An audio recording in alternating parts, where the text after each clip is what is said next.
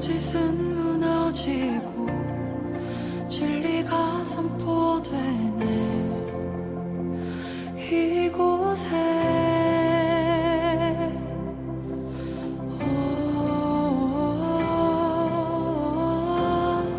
생기가 불어오네. 성령이 일하시네.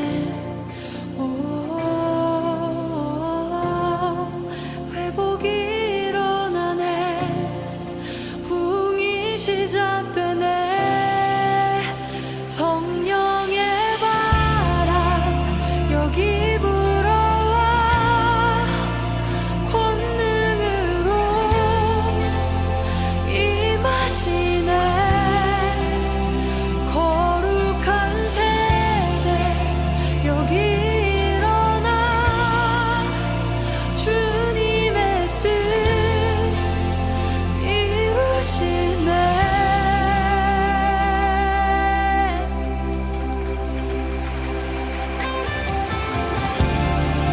무덤 문이 열리고 마른 뼈 살아나네.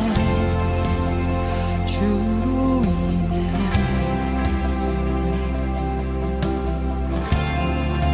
거짓은 무너지고 진리가 선포되네.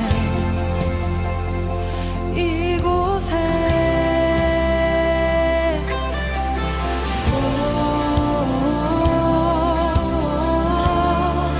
생기가 불어오네.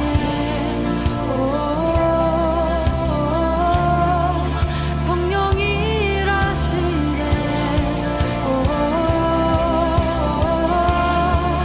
회복이 일어나네.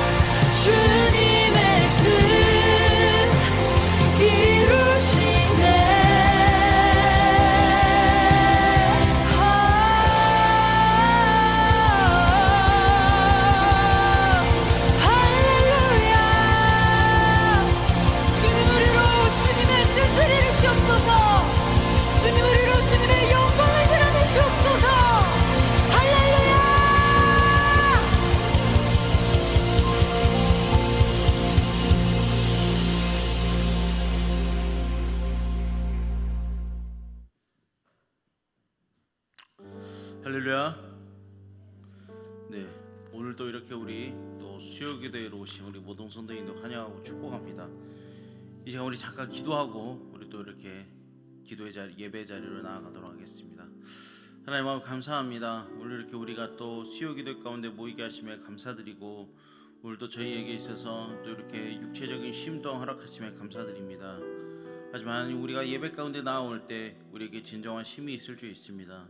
주님께서 함께 하시고 오늘 예배 오는 순간부터 또 발걸음을 마치고 돌아가는 그 순간까지 또 그 이후의 삶까지 예배가 이어지도록 주 하나님 인도하여 주시옵소서.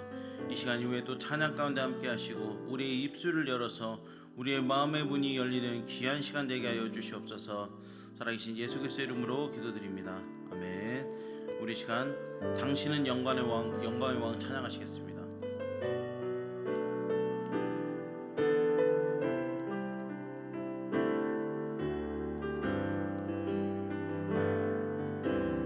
당신은 영광의 왕, 당신은 평강의 왕, 당신은 하늘과 땅의 주, 당신은 정의의 아들, 천사가 무릎 꿇고 예배하고 찬송하네. 영원한 생명 말씀, 당신은 예수 그리스도 주. 호산나 다윗의 자손께, 호산나 불러 왕 중의 왕. 높은 하늘에 영광을 예수 주 메시아네. 호산나 다윗의 자손께, 호산나 다윗의 자손께, 호산나 불러 왕 중의 왕. 높은 하늘에 영광을 예수 주 메시아네. 호산나 다윗의 자손께, 호산나 다윗의 자손께, 호산나 불러 왕 중의 왕. 높은 하늘에 영광을 예수 주 메시아네.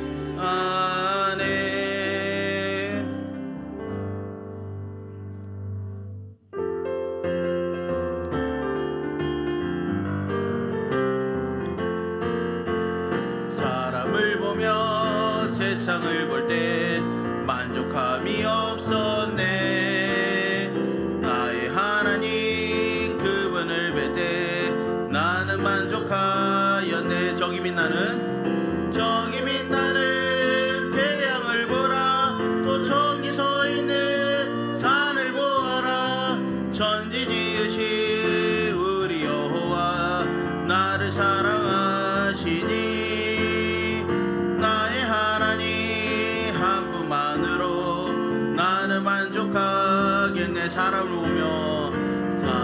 보며 세상을 볼 때 만족함이 없었네. 나의 하나님 그분을 뵐 때 나는 만족하였네. 동남풍아 불어라. 동남풍아 불어라. 서북풍아 불어라. 가시밭에 백합화 예수 향기 날리니 할렐루야 아멘. 가시밭에 백합화 예수 향기 날리니 할렐루야 아멘. 1절 저기 빛나는 태양을 보라. 또 저기 서 있는 산을 보아라.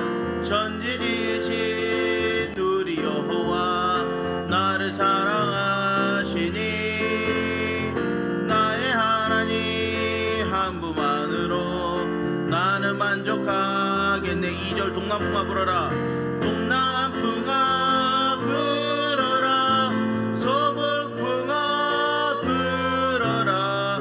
가시밭에 백합화 예수 향기 날리니 할렐루야 아멘. 가시밭에 백합화 예수 향기 날리니 할렐루야 아멘. 할렐루야 아멘. 할렐루야 아멘.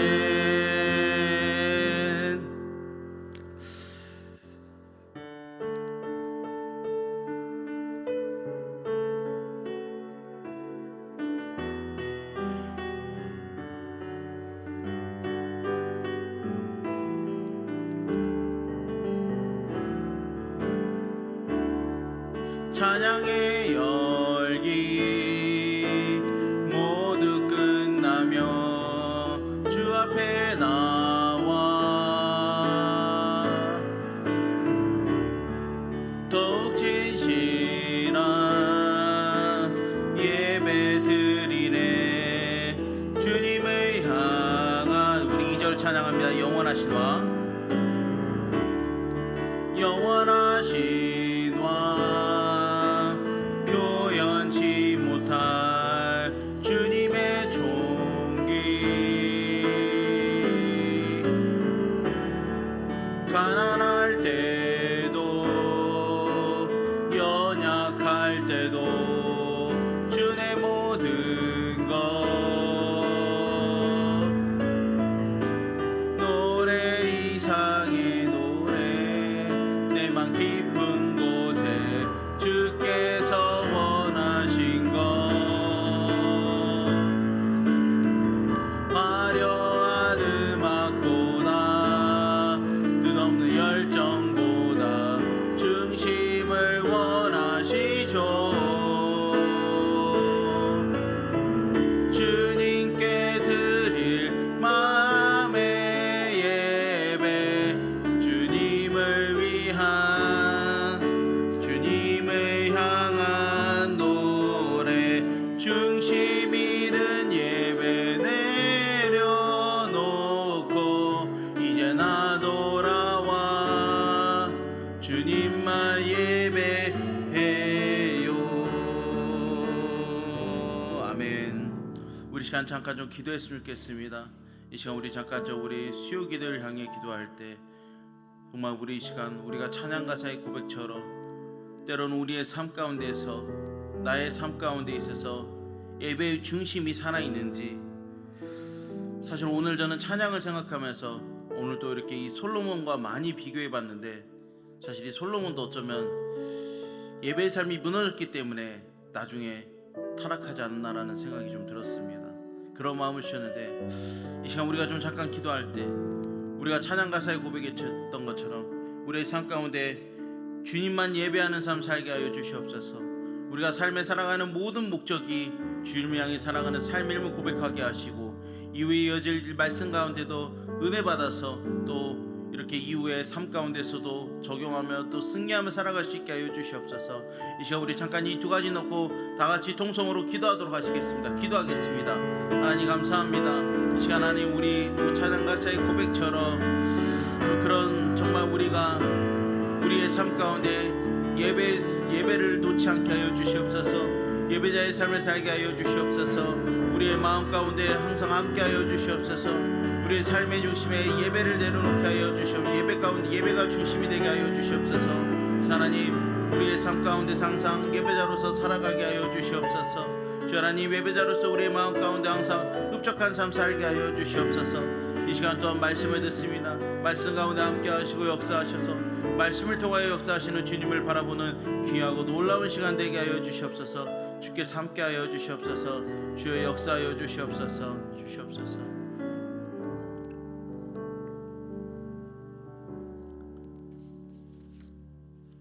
사도신경 하시면서 우리의 신앙이 하나인 것을 함께 고백하겠습니다. 나는 전능하신 아버지 하나님 천지의 창조주를 믿습니다. 나는 그의 유일하신 아들 우리 주 예수 그리스도를 믿습니다.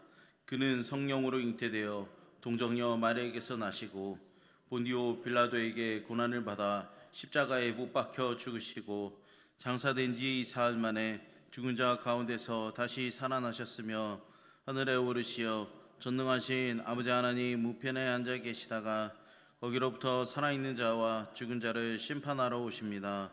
나는 성령을 믿으며 거룩한 공교회와 성도의 교제와 죄를 용서받는 것과 몸의 부활과 영생을 믿습니다. 아멘.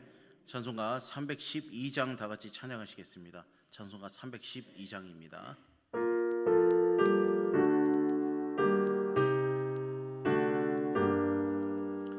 너 하나님께 이끌리어 일평생 주만 바라며 너 어려울 때 힘 주시고 언제나 지켜주시리. 주 크신 사랑 믿는 자 그 반석 위에 서리라. 너 설레는 맘 가다듬고 이망충 기다리면서 그대로신 주의 뜻과 사랑에 만족하여라. 우리를 불러주신 주 마음에 소원하신다. 주 찬양하고 기도하며 내 본분히 써다하라. 주 약속하신 모든 은혜 내게서 이루어지리라. 참되고 의지하는 자 주께서 기억하시리. 아멘. 이 시간 수요배를 대표해서 정인숙 권사님께서 대표 기도해 주시겠습니다.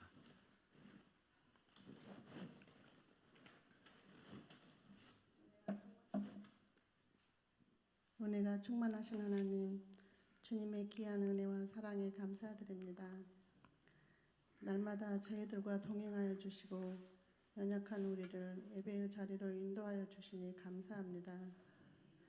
사랑의 하나님, 주님께서 베풀어 주신 은혜와 사랑을 받았음에도 불구하고 받은 은혜와 사랑을 나누지 못했음을 고백합니다.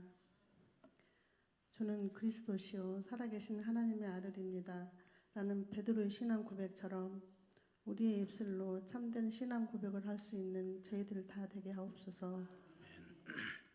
거룩하신 하나님, 저희 교회가 반석 위에 굳건히 세워질 교회 되길 원합니다. 아멘. 세상의 빛과 소금의 역할을 잘 감당하고 주님께 더 가까이 가게 힘쓰고 기도하며 찬양하는 삶을 누리도록 하여 주시옵소서. 아멘. 지난 주일은 항존직을 선출하였습니다. 주님의 은혜로 참 일꾼들을 세워주셨으니 직분 잘 감당하고 교회와 성도들 잘 섬기고 순종하며 주님의 사랑을 몸소 보여주는 직분자들 되게 하옵시고, 아멘. 어떤 일이 하나님의 뜻인지 하나님이 기뻐하는 일인지 분별할 수 있는 직분자들 되게 하여 주실 줄 믿습니다. 아멘. 이 시간 나오지 못한 성도님들도 기억하여 주시고 예배를 통해 하나님의 은혜를 체험하고 회복되게 인도하여 주시옵소서. 아멘. 말씀을 전하시는 목사님께도 성령 충만함 주셔서 능력의 말씀이 선포되게 하시고 그 말씀이 우리 마음밭에 떨어져 열매 맺기를 원합니다. 아멘. 오늘도 예배 가운데 크신 은혜 부어주실 줄 믿사오며 살아계신 예수님 이름으로 기도드립니다. 아멘. 아멘.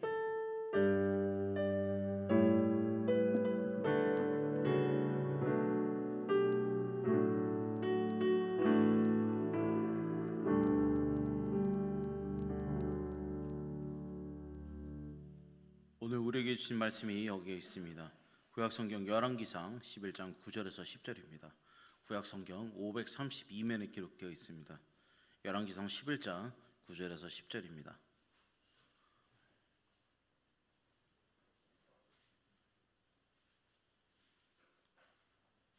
열왕기상 11장 9절에서 10절입니다.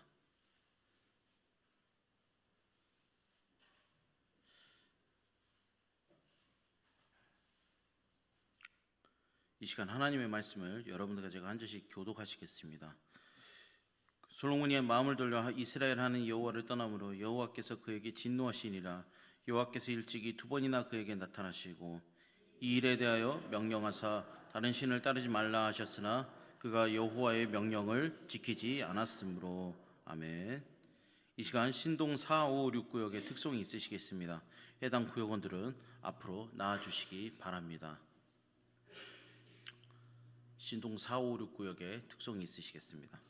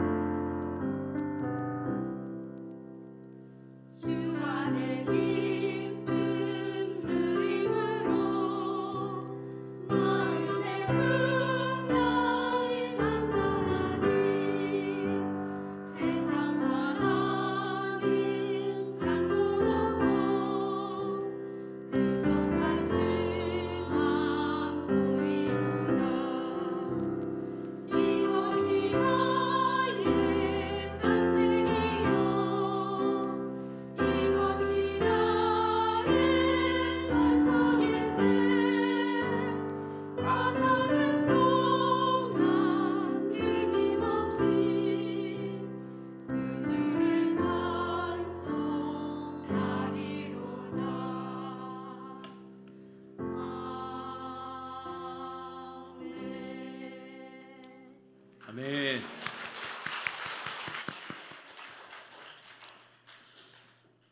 네, 특송 감사합니다. 교회 소식 간단하게 나누겠습니다. 여자 샬롬의 야유회가 5월 3일 금요일 오전 9시에 출발하는데 장소는 대천이라고 합니다. 그래서 오고 가는 길에 안전하게 다녀올 수 있도록 많은 기도 부탁드리고, 패밀리 모임 일정 관련해서는 주보 참고해 주시고, 그리고 이번 주에 미션이 있었죠? 어떤 미션이죠? 가족들에게 편지 쓰기였습니다. 그렇죠? 그래서 그거 이제 잘 하고 계시나요? 예, 한 번쯤 이럴 때 자기 가족에게 편지를 써보는 그런 귀한 시간이 되길 바라겠습니다. 저도 그래서 저희 어머니 아버지에게 편지 썼어요. 예, 그래서 태국으로 지금 아마 잘 가고 있을 겁니다. 예, 그래서 잘 못하는 태국어 조금 썼어요. 그래서 예, 아무튼 저도 동생들한테도 썼고 이게 저희 부모님한테도 썼는데 예, 아마 해서 이럴 때 한번 써보는 게 어떨까 싶습니다. 그리고 이제 주보에 기재된 신방 일정 잘 확인 부탁드리고 일 목요일은 영등 2구역과 모현 3구역이고 이제 그래서 우리 신방 받는 구역 우리 여러분들은 기도로서 준비해 주시면 되겠습니다. 그리고 예배 후에 곧바로 시무 장로님, 은퇴 원로 장로님 목양실에서 바로 모임을 가진다고 하시니까 우리 시무 장로님, 우리 은퇴 장로님, 원로 장로님들은 끝나고 목양실로 모여주시면 감사하겠습니다. 예, 오늘은 여러분들과 함께 열왕기상 11장 9절에서 10절 말씀으로 영광과 타락이 공전한 왕 솔로몬이라는 제목으로 말씀을 좀 보도록 하겠습니다. 우리가 지난 시간에 여러분 다윗의 일대기를 살펴보면서 우리에게 주신 영적 교훈도 간단하게 살펴보았습니다. 그래서 지난번 설교의 내용을 좀 간단하게 정리하고 오늘은 솔로몬으로 좀 넘어가고자 합니다. 다윗은 처음에 별 볼 일 없던 목동에서 시작을 했지만 사울이 하나님을 망령되게 행동하였고 그로 인해 사무엘로 인하여 다윗이 기름 부음을 받아서 왕이 되었습니다. 하지만 바로 왕이 되지는 못했고 사울 옆에서 악신이 사울을 번뇌할 때 사울 옆에서 악기를 연주함으로써 사울을 진정시켰던 그런 소년이었습니다. 그리고 이후에 전쟁터에서 공을 세움으로써 점차 천부장 자리까지 이렇게 올라가게 되었습니다. 하지만 사울의 시기로 인하여서 오랜 시간 동안 도망을 다녀야 됐고 이후에 왕이 되었고 전쟁터에서 혁혁한 성과를 올려서 이스라엘을 강대국으로 성장시켰지만 한순간의 실수로 인해서 그의 집안에는 살인이 끊이지 않았고 이후에 인구조사를 실시함으로써 하나님보다 인간의 힘을 더 의지하는 모습도 보였습니다. 근데 결국 하나님 앞에 엎드려서 자신의 잘못에 대해서 솔직하게 인정하는 모습을 다윗을 통해서 볼 수가 있었습니다. 분명한 것은 다윗도 많은 부족함이 있었지만 다윗이 우리가 성경에서 보기를 하나님 마음에 맞는 자라는 그런 칭함을 받았다 그랬습니다. 그래서 하나님 마음에 맞는 자라는 이 칭함을 받은 것은 결국 하나님의 이름을 우선시하고 명령을 우선시하고 관계를 우선시하는 게 하나님의 마음에 맞는 자라고 제가 지난 시간에 말씀을 드렸었습니다. 그래서 다윗이 이런 칭호를 받았던 것은 결국 하나님 앞에서 부끄러운 모습을 보였을 때 그가 취했던 태도들이다라는 것입니다.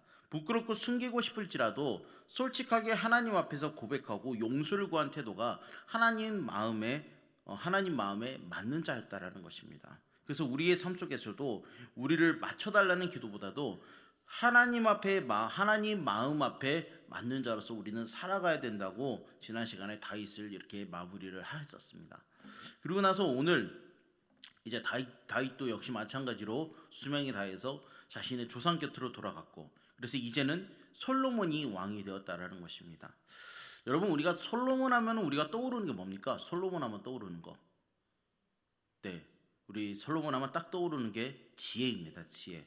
그래서 우리가 흔히 솔로몬의 지혜라는 말을 많이 사용하기도 합니다. 특히나 이제 법적인 것에서 솔로몬의 지혜라는 말을 많이 사용하기도 하는데 그만큼 솔로몬이라는 것은 우리가 잘 아는 것처럼 성경에서 가장 지혜로운 사람 중 한 사람일 것이다라는 것입니다.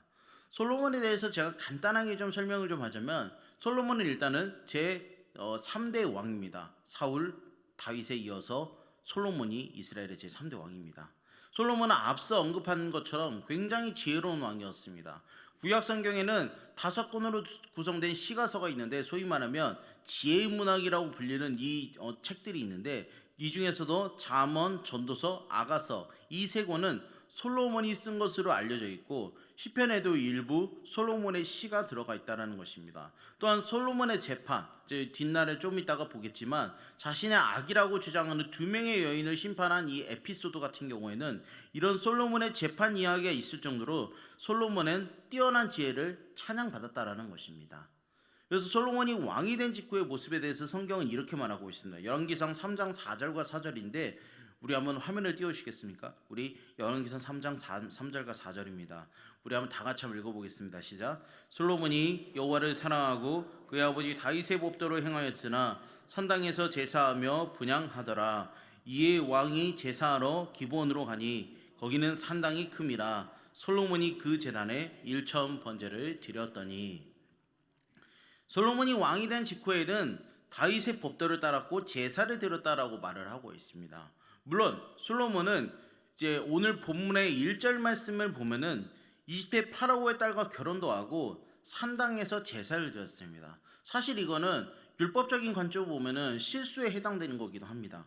하지만 이것보다 성경에서는 더 중요하게 말하고 있는 것은 결국 하나님께 순종하는 삶을 살았다는 것을 솔로몬을 통해서 말을 하고 있다는 것입니다. 하나님의 법을 실천하며 살아갔다는 것입니다. 그래서 비록 실수는 했지만 하나님 말씀에 순종하고자 혼신의 힘을 쏟은 게 바로 솔로몬의 초창기의 삶이었다는 것입니다. 이것이 하나님의 마음을 감동시켰다는 것입니다. 이렇듯 하나님의 마음을 감동시켰던 솔로몬은 1,000번제를 드린 어느 날 밤 꿈에 하나님께서 나타나셔서 무엇을 갖고 싶은지 원하는 것은 다 주겠다라고 말씀을 하십니다. 그래서 솔로몬은 9절 말씀처럼 이렇게 말합니다. 주의 백성을 재판하여 선악을 분별하게 하옵소서라고 이렇게 말을 합니다. 이 대답을 들은 하나님은 마음에 드셔서 지혜 외에 부귀와 영광도 함께 주시겠다라고 말씀을 하십니다. 그래서 어느 날인데 이제 아까 얘기했던 그 솔로몬의 지혜가 가장 어찌 보면 성경에 부각된 하나의 예시라고 볼 수 있는데, 두 명의 여자가 솔로몬을 찾아옵니다. 근데 찾아온 이유는 두 사람은 같은 시기에 같은 집에서 아기를 낳았다고 합니다. 근데 한 아기는 죽었고 살아있는 아기는 서로 자신의 아기다라고 주장하며 다투고 있습니다. 이 말을 들은 솔로몬은 어떻게 합니까? 신하에게 칼을 가져오라라고 합니다. 그러면서 살아있는 아기를 반으로 갈라서 각각 나누어 가지라라고 말을 합니다. 그래서 이 말을 들은 한 여자는 차라리 이 아기를 그 여자에게 달라라고 말을 합니다. 반면 상대방 여성은 어떻습니까? 그냥 아기를 나누어 달라라고 말을 합니다. 이때 솔로몬은 처음에 대답했던 여성이 진짜 침몰하고 판정을 내리게 됩니다. 물론 솔로몬은 진짜 아기를 반으로 가릴 생각은 없었습니다. 아기의 진짜 엄마라면은 아기에 대한 사랑을 통해서 침몰을 판단했다라는 것이나, 소위 말하면은 모성애라는 게 있잖아요. 그렇죠? 이 모성애를 통해서 판단하려고 했다는 것입니다. 그래서 이 판단에 대한 이야기를 알게 된 사람들은 솔로몬의 지혜에 놀라고 존경하게 됐다라는 것입니다. 이런 솔로몬의 지혜는 굉장히 많은 나라의 소문이 난 것 같은데, 열왕기상 4장 30절과 31절 보면은 다음과 같이 말하고 있습니다. 뭐라고 말하고 있냐면은 솔로몬의 지혜가 동쪽 모든 사람의 지혜와 애굽의 모든 지혜보다 뛰어난지라. 그는 모든 사람보다 지혜로워져서 에스라 사람 에단과 마올의 아들 헤만과 갈골과 다르다보다 나음으로 그의 이름이 사방 모든 나라에 들렸더라라고 말을 하고 있습니다. 소위 말하면 뛰어난 지혜를 바탕으로 솔로몬은 이스라엘의 최전성기를 이끌게 됐다라는 것입니다. 우리 한번 화면 한번 띄워주시겠습니까? 자, 이 화면이 뭐냐면은 사울 왕 때에 비해서 또 다윗 왕 때에 비해서 솔로몬 때의 영토가 상당히 커졌다라는 것입니다. 그래서 지금 잘 보이시려나 모르겠지만 저기 하맛이라는 곳까지 표시가 된 게 솔로몬 시대의 영토였다라는 것입니다. 그래서 맨 제일 진한 노란색이 사울 왕 때, 그 다음에 옅은 노란색이 다윗 때, 그리고 저기 파란색 하맛까지가 이어진 게 바로 저기 솔로몬 때의 지도라라는 것입니다. 소위 말하면 사울 왕 때에 비해서 솔로몬 때 나라가 굉장히 커졌고 최전성기를 맞이했다라는 것을 알 수가 있다라는 것입니다. 근데 이것의 바탕은 결국 뭐였다? 뛰어난 지혜였다라는 것입니다. 이 뛰어난 지혜와 나라의 전성기를 향해서 가고 있는데, 이렇게 나라의 전성기를 향해서 가고 있는 솔로몬은 자신의 아버지 때 못한 소위 말하면 대형 프로젝트를 진행하게 됩니다. 그 프로젝트가 뭐냐면 바로 성전 건축이다라는 것입니다. 원래 이 프로젝트는 사실 여러분 잘 아시는 것처럼 다윗이 하고 싶었습니다. 그런데 다윗은 못했는데 그 이유가 무엇이었습니까? 손에 피를 많이 묻혔다라는 그런 이유로 하나님께서는 다윗이 아닌 그의 아들인 솔로몬에게 이 일을 진행할 수 있게 하셨다라는 것입니다. 그래서 솔로몬은 자신의 아버지가 준비해둔 그런 설계, 자재, 자금 이런 모든 부분에 있어서 오래전부터 준비가 되어 있었기 때문에 이제 하나님의 성전을 솔로몬은 짓기만 하면 됐다라는 것입니다. 이때 솔로몬은 두로왕 히람에게 전령을 보냈는데, 히람에게 보낸 전령의 내용은 바로 어떤 내용이냐면은 성전을 지을 때 필요한 나무들, 소위 말하면 백향목, 뭐 잣나무, 백단모, 그냥 이런 나무들과 일꾼들, 즉 기술자들을 보내달라라고 요청을 합니다. 이 얘기를 하면 역대하 2장 11절에서 16절 말씀이 나온 것처럼 기술자와 나무들을 보내주겠다라고 약조를 하게 됩니다. 이때 성전 건축의 장소는 여러분들 다윗이 오르난의 타작마당을 사뒀다라는 것을 지난 시간에 제가 잠깐 언급을 했는데, 아무튼 다윗이 사두었던 오르난의 타작마당에서 성전을 짓기 시작합니다. 그래서 솔로몬이 성전을 짓기 시작한 때가 왕위에 오른 지 약 4년이 되는 해에 이 대형 프로젝트가 시작이 되었다는 것입니다. 그렇게 해서 약 7년의 시간이 흐릅니다.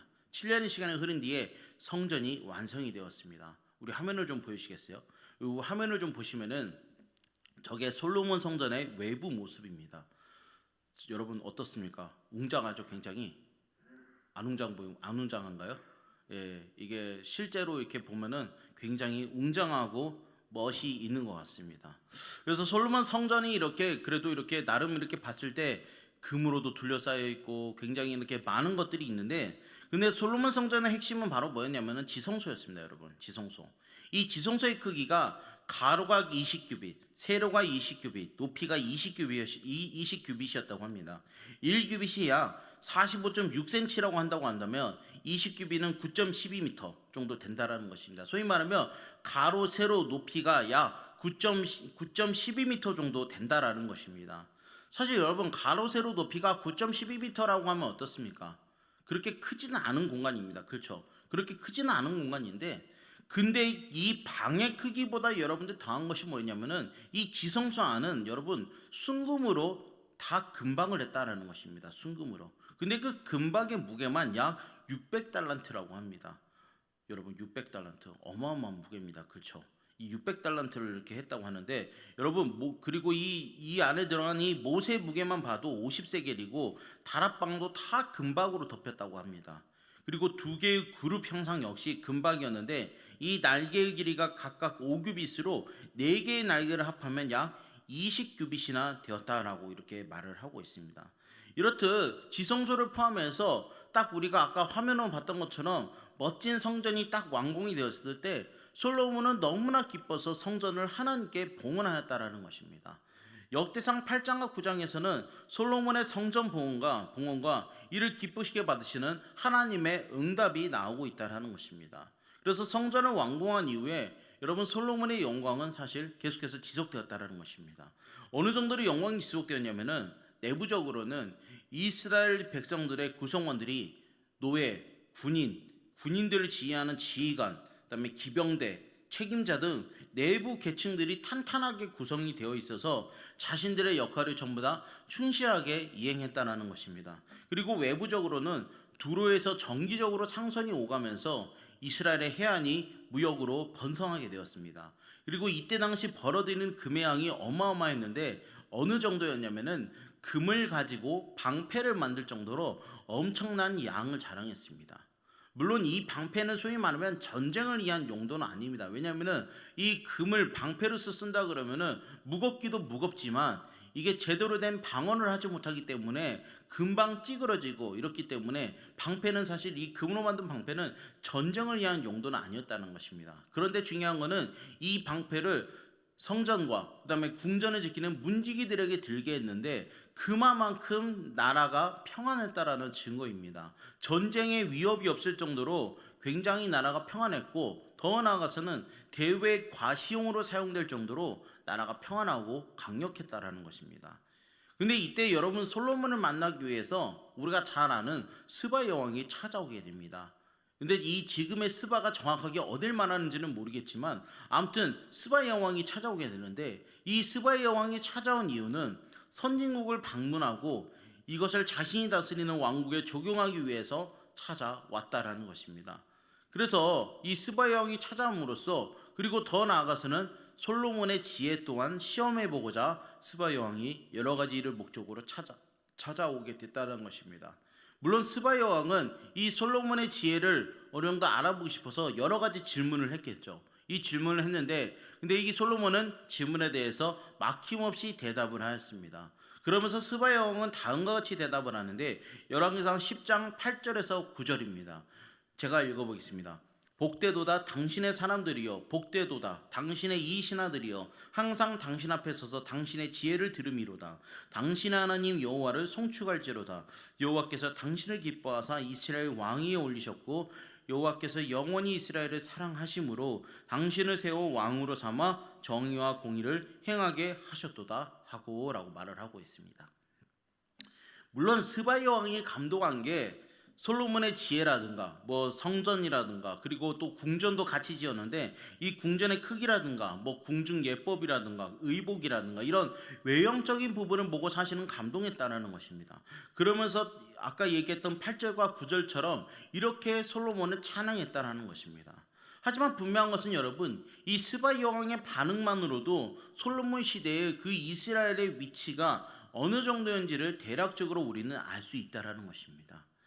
이렇게 성경에서는 솔로몬의 지혜, 솔로몬의 대형 프로젝트인 성전 완공이라든가 이스라엘의 화려한 영광을 다루고 있지만 근데 곧이어 솔로몬의 한계 또한 보여주고 있습니다. 열왕기상 11장 4절에서는 다음과 같이 말하고 있습니다. 뭐라고 말하고 있냐면 솔로몬의 나이가 많을 때 그의 여인들이 그의 마음을 돌려 다른 신들을 따르게 하였으므로 왕의 마음이 그의 아버지 다윗의 마음과 같지 아니하여 그의 하나님 여호와 앞에 온전하지 못하였으니라고 말을 하고 있습니다. 여러분, 처음에 솔로몬은 어떻습니까? 우리가 기억하시겠지만 다윗의 길을 따랐다라고 분명히 처음에 그렇게 이야기를 했습니다. 그래서 그 주변에 많은 여인, 근데 중요한 거는 지금에 와서는 그 주변에 많은 여인들이 마음을 돌려서 다른 신, 즉 우상 숭배를 하게 되었다라는 것입니다.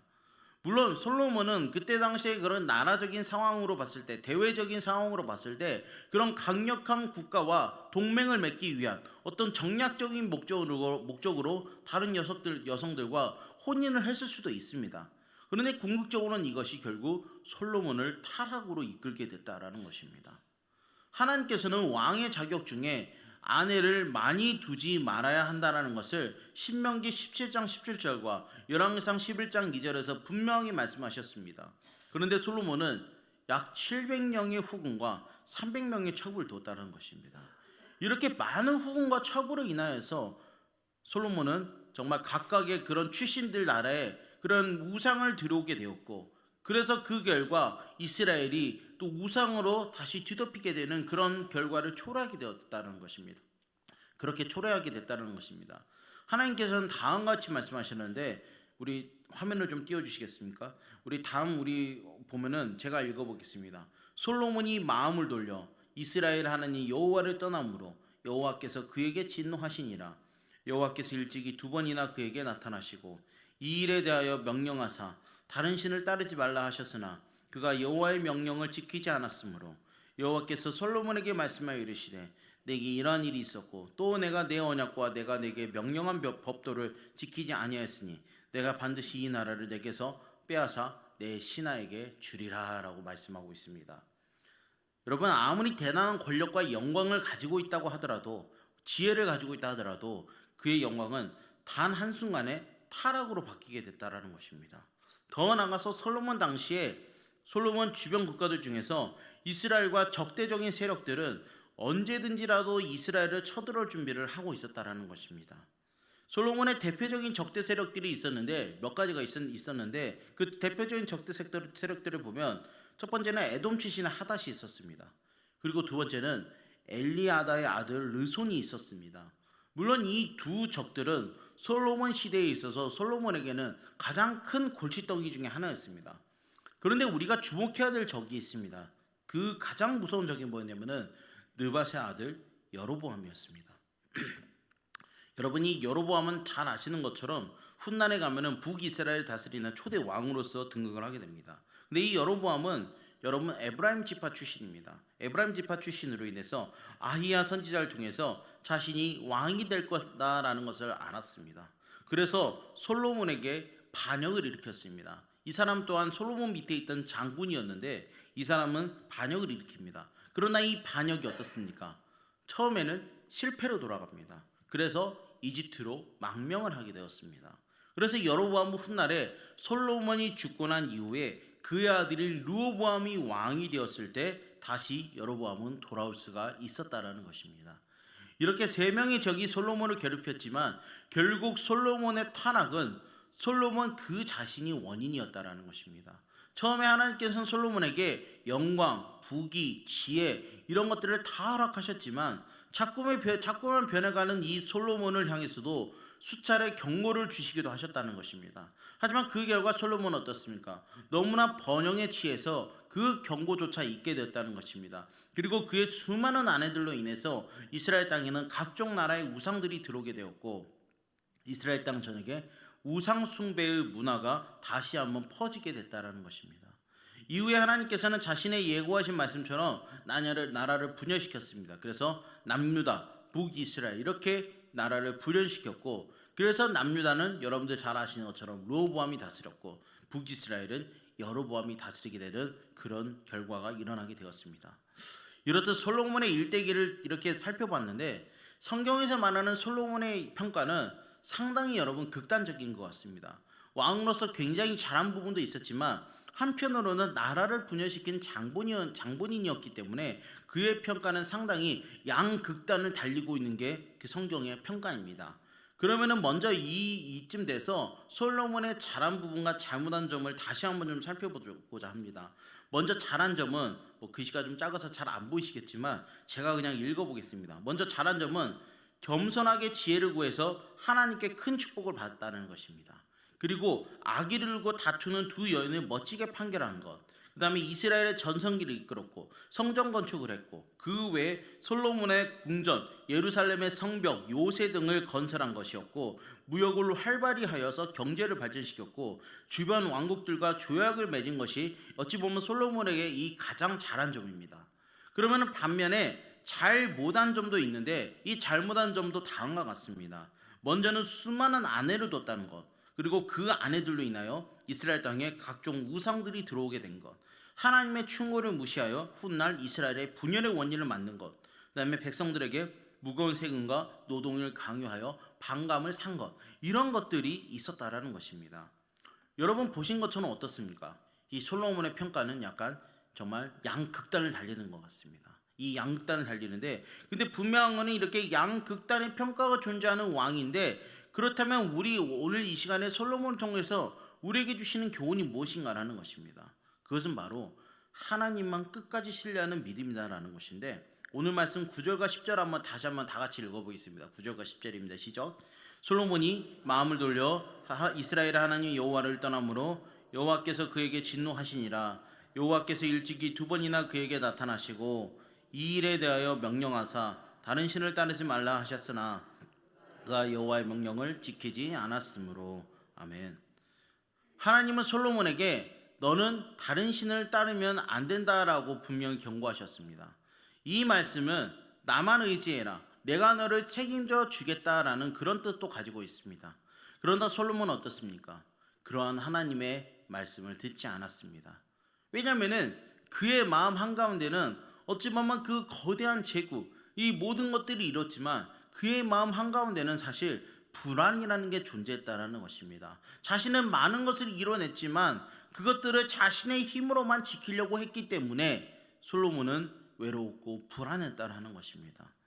사실 우리가 가난할 때는 여러분 별로 두려움이 찾아오지 않습니다. 왜냐하면 가난하니까 두려움이 찾아오지 않는데 그런데 이후에 어느 정도 먹고 살만해졌을 때 이게 어느 정도 우리가 쌓였을 때 그리고 어느 정도 사회에서 이뤘다라고 생각을 했을 때 또 내 자녀가 잘 될 때 어쩌면 이 두려움이 찾아올 수 있습니다. 그 두려움이 뭐냐면 갑자기 이 모든 것들이 없어지면 어떡하지? 갑자기 내 자녀에게 무슨 일이 생기면 어떡하지 하는 이런 두려움과 불안이 생길 수도 있다라는 것입니다. 그러나 하나님이 아닌 다른 것을 바라보며 의지하게 되면 이것은 결국 불순종하게 된다는 것입니다. 그러면서 이게 결국 타락으로 이어진다는 것입니다. 솔로몬에게 나타나서 두 번씩이나 경고하신 하나님은 우리 삶에도 나타나서 여전히 경고하실 수 있다는 것입니다. 솔로몬이 엄청난 부와 권력을 누리며 살고 있을 때 이 하나님의 경고가 무엇이었냐면은 다음 말씀입니다. 여호와께서 솔로몬에게 말씀하시되 내가 이러한 일이 있었고 또 내가 내 언약과 내가 내게 명령한 법도를 지키지 아니하였으니 내가 반드시 이 나라를 내게서 빼앗아 내 신하에게 주리라 라고 말씀하셨습니다. 하나님의 이러한 경고는 사실 솔로몬을 향한 하나님의 은혜였지만 그는 듣지 않았다라는 것입니다. 우리도 지금 어찌 보면 누리고 있는 모든 것이 하나님의 은혜 때문에 이 모든 것들을 누리고 있다라는 것입니다. 그런데 그 사실을 잊어버릴 때 하나님은 우리를 흔드시고 그래서 결국 돌이키도록 도우신다라는 것입니다. 솔로몬이 하나님을 제대로 섬기지 않고 우상 숭배의 길로 가니까 이스라엘의 속국으로 있던 나라들이 독립을 위해서 전쟁을 일으켰고, 솔로몬이 신임하던 장군 여로보암이 그를 대적해서 쿠데타를 일으키는 그런 일까지 벌어지게 된다는 것입니다. 어쩌면 만약에 그때 솔로몬이 자신의 아버지처럼 다시 하나님께 돌아왔다고 한다면은 아마 이스라엘의 역사는 바뀌지 않았을까라는 생각이 듭니다. 하지만 어떻습니까? 그는 그렇게 하지 않았고 결국 불순종했고 나라가 두 개로 갈라지게 되었다는 것입니다. 사실 하나님의 이러한 경고는 협박이 아닌 은혜다라는 것입니다. 그래서 우리는 하나님께서 때로는 은혜로 경고하실 때 잘 듣고 순종해야 된다는 것입니다. 그런데 솔로몬이 그래도 결국 나중에는 그 은혜를 깨달았던 것 같습니다. 아예 그것을 몰랐던 게 아니라 깨달았던 것 같은데, 전도서 1장 1절에서 3절 말씀입니다. 다윗의 아들 예루살렘의 왕 전도자의 말씀이라. 전도자가 이르되 헛되고 헛되며 헛되고 헛되니 모든 것이 헛되도다. 해 아래에서 수고하는 모든 수고가 사람에게 무엇이 유익한가 라고 말하고 있습니다. 가장 찬란한 인생을 살았고 가장 찬란한 영광과 존귀를 누렸지만 말년에 어떻습니까? 하나님을 떠났던 솔로몬의 마지막 고백이 전도서의 말씀입니다. 하나님 없이 살아보니까 하나님의 말씀에 불순종해 보니까 결론은 결국 허무했다라는 것입니다. 이처럼 우리 인생에 찾아오는 허무함은 여러분 가진 게 없어서가 아니라 오히려 가진 것을 지키기 위해 눈에 보이는 것을 의지할 때 찾아온다라는 것입니다.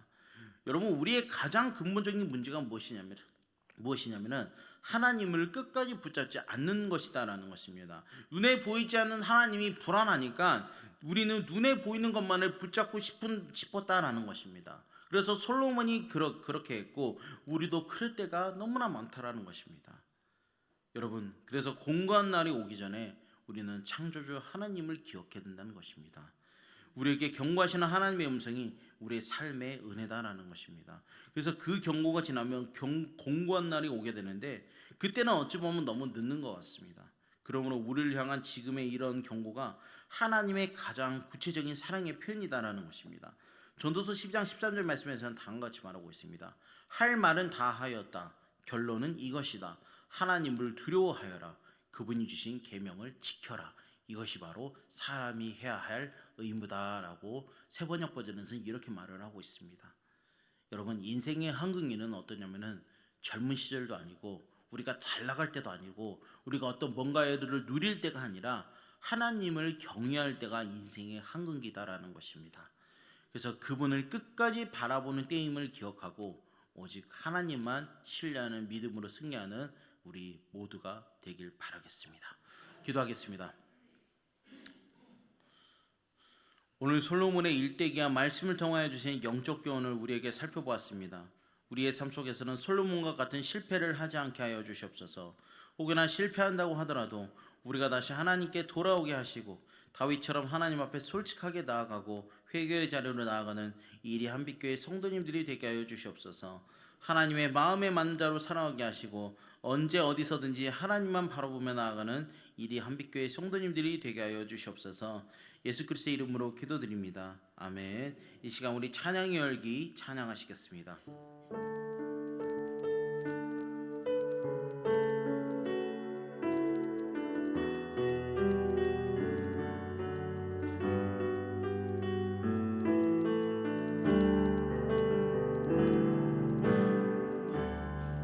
찬양의 열기 모두 끝나며 주 앞에 나와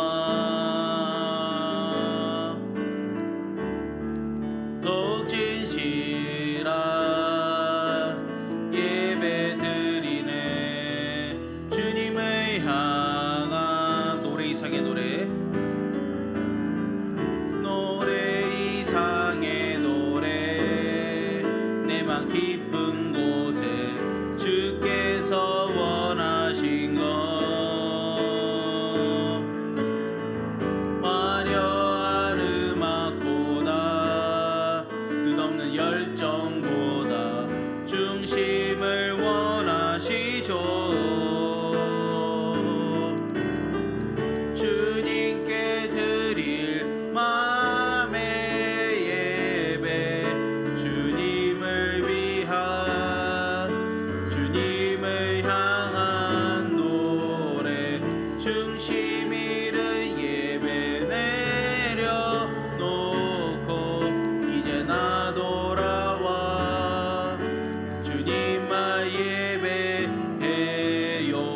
찬양합니다. 영원하신 왕,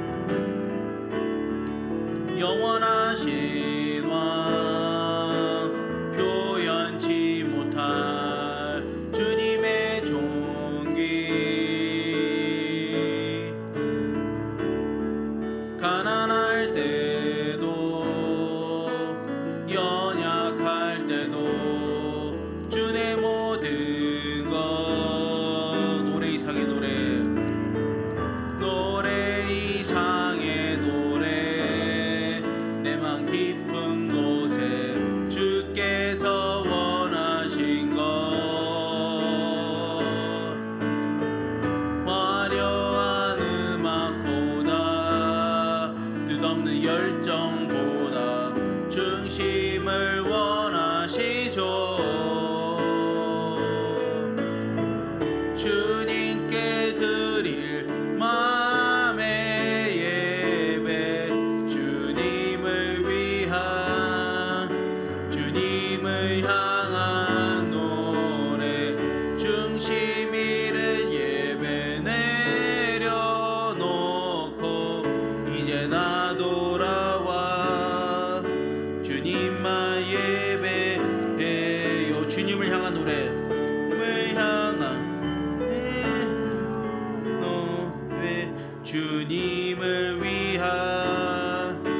주님을 향한 노래, 중심 잃은 예배 내려놓고 이제 나 돌아와 주님만 예배해요.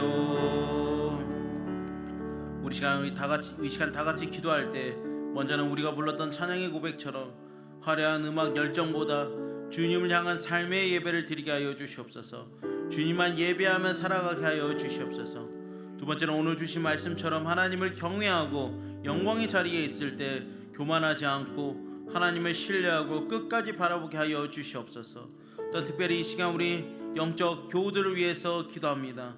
혹여나 내 구역과 교구에 아픈 환우들이 있거나 아니면 믿음적으로 힘든 사람들이 있다고 한다면 주님께서 그분들의 병이 낫게 하시고 믿음 또한 회복되게 하시고 또한 그 영적인 또 우리 교우들을 돌보는 우리 가족들 가운데도 힘주시고 능력 주셔서 주 하나님 함께하여 주시옵소서. 특별히 우리 아픈 분들, 여러분들 기억나시는 분들이 있다면 이 시간 기도하시기 바랍니다. 그분들이 주 하나님 주님의 은혜로 정말 그 병이 치유되게 하시고 주 하나님 너무나 아파서 고통 가운데 있다고 한다면은 주님께서 그 고통을 주 하나님 더 줄여주시고 그래서 하나님 그분들의 몸이 더욱더 회복되는 시간이 되게 하여 주시옵소서. 또한 이 시간 우리 또 이 시간 이후에 또 드려질 또 주일 가운데 함께 하시고 주일을 준비하는 모든 성도들과 그 설교자들 가운데 함께 하셔서 또 주님께서 이분들에게 은혜 내려 주시옵소서. 또 우리 5월달에 행사들이 있습니다. 또 패밀리데이나 예꿈마마당 등 주 하나님 그런 행사들이 있는데 그 행사들 가운데 함께 하셔서 사람이 주관하는 것이 아닌 하나님께 기도하며 준비하게 하시고 여러 가지 것들이 착오 없이 잘 준비되어서 주 하나님 앞에 행사를 또 올려드리게 하여 주시옵소서. 그래서 이 시간 우리 주신 말씀과 우리 또 영적 가족들과 또 환우들과 또 이 시간 우리 5월의 행사들을 놓고 이 시간 우리 다 같이 기도하시고 또 각자의 문제가 있으면 기도하시다가 우리 이 시간 다 같이 돌아가시기 바랍니다. 우리 한번 주여 한번 외치고 동성으로 기도하도록 하겠습니다. 주여 하나님 앞에 감사합니다. 이 시간 하나님 함께하여 주시옵소서. 주 하나님 이 시간 우리가 불렀던 찬양의 고백처럼 우리 화려한 음악 열정보다 주님을 향한 삶의 예배를 드리게 하여 주시옵소서. 주님만 예배하며 살아가게 하여 주시옵소서. 주 하나님 오늘 주신 말씀처럼 하나님을 경외하고 영광의 자리에 있을 때 교만하지 않고 하나님을 신뢰하고 끝까지 바라보게 하여 주시옵소서. 또 우리 한빛교회 영적 가족들 위해서 기도합니다. 혹시나 주 하나님 내 영적 가족들 주변에 주 하나님 아픈 사람들이 있거나 아니면 어떤 믿음적으로 힘든 사람들이 있다